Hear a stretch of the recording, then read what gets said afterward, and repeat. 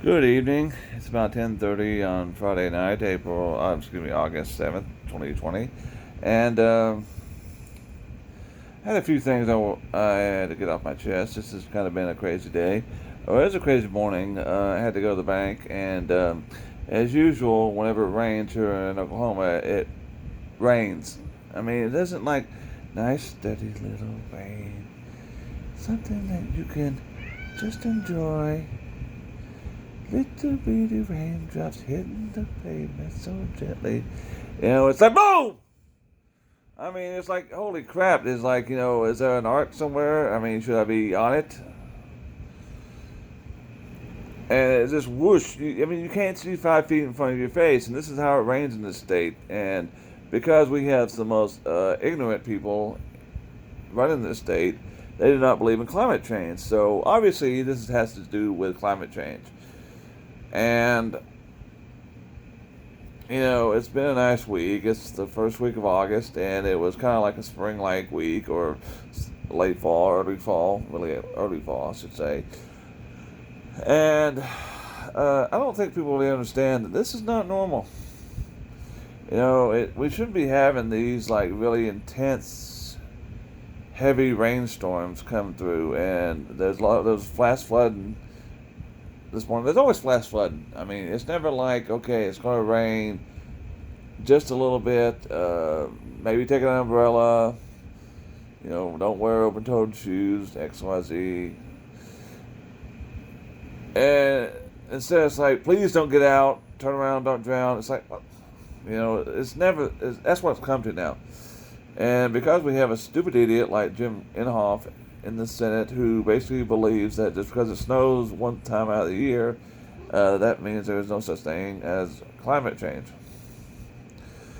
But I had to go, like I said, I had to go to the bank, and I kind of live between two towns. I guess I'm closer to one that I used to work in than I am in another one, which is more populated, has more things, and the bank has branch offices and locations in both towns. And it probably would have been better for me to go to the one that is closer. But unfortunately, every time I go to this bank in the last year or so, they act like they're doing me a favor just by being open. And it doesn't matter the what I have to do, the check, whatever the amount is, they're always questioning it. Like, did you sell something? Or are you sure this is legitimate? Please. I mean, I was a news editor in this town for like 5 years. You think I'd be that foolish not to notice a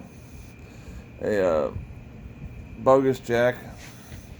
And it's obvious because this bank is just full of a bunch of Karens. I mean, one time I went there, and this other Karen was pretty much yelling at a woman in the drive-thru because, for some reason, and it just shows you the audacity of these small towns and how they think they can really control people because other people just don't want to go a little bit farther. And yes, I went a little farther. I went to Tahlequah to do my banking business this morning, and no problem whatsoever. I mean, the tellers were nice, people were nice. Anything else I can help you with, sir, after the transaction was over? No, thank you very much. Have a nice day. You too, sir. Have a good weekend.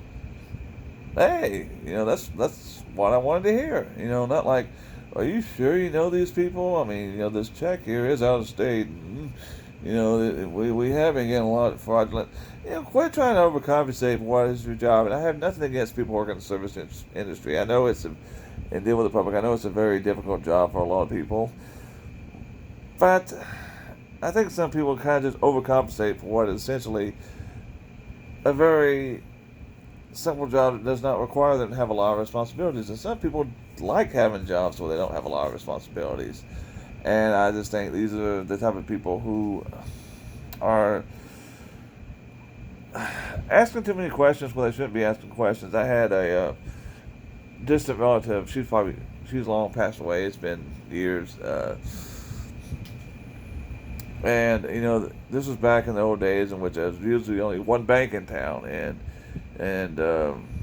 she went to this one bank in the hometown she lived in, and the teller was very rude, very too busy messing with things to deal with her first. Got a little crabby because she wasn't supposed to be handling the public right now, but they didn't. Well, that next teller, please, thing wasn't out. The sign wasn't out, so she got very ugly with my relative. My relative went to the other teller and pretty much asked for a complete withdrawal of all her funds.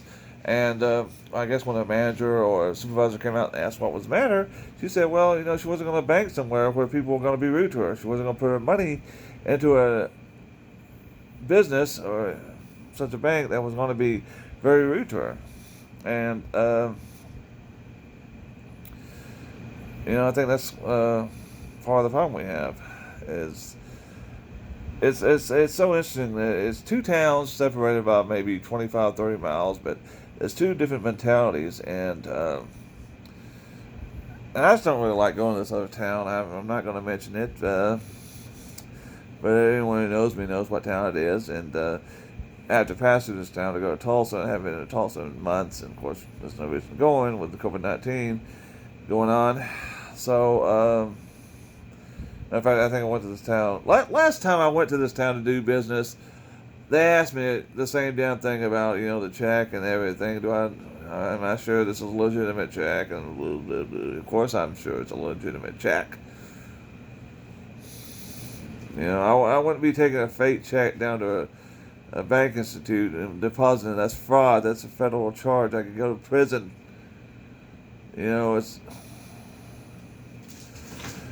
And I just think it insults my intelligence and insults everyone else that these people are immediately thinking we're up to no good. So, I don't know, I just had to get that off my chest. And also about this rain.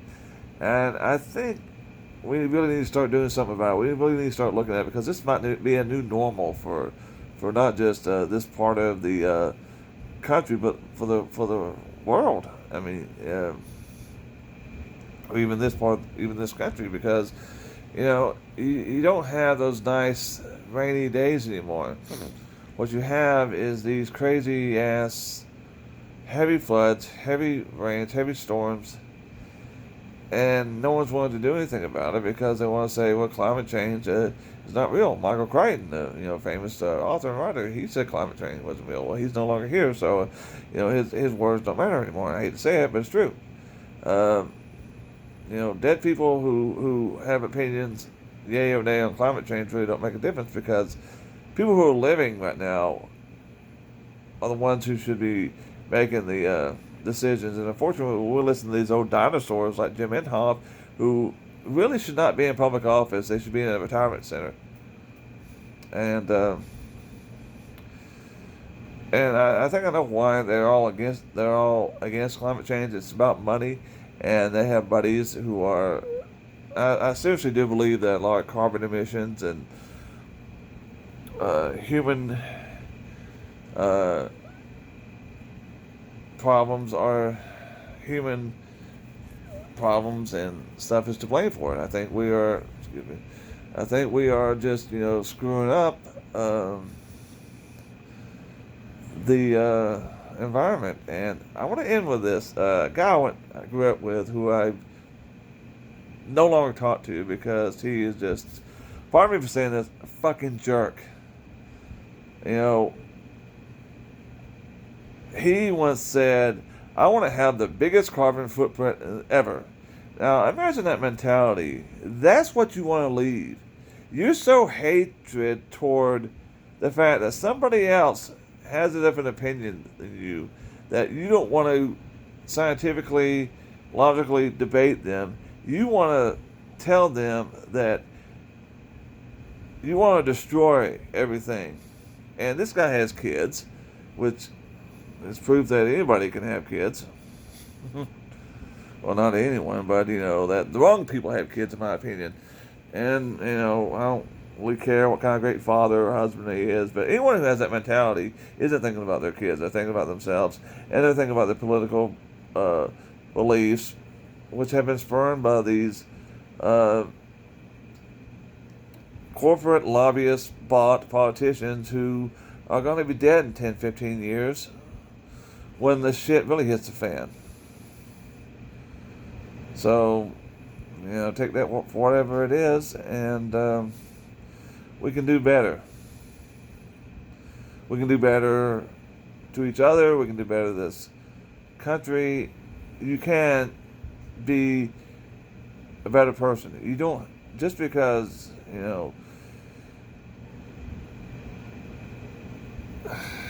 just because you work in a service industry that probably doesn't pay you a good salary or wage doesn't mean you have to be a jerk. And if you're nice to people, they'll be nice to you back. And I'm very close to telling the people of this bank who's over them what I really think, because another thing I want to mention before I get off here is that the branch manager, or whatever he is now, is a former state official who had a beef with me because he ran for re-election years ago, and another person had the audacity, the nerve, to run against him. How could that happen?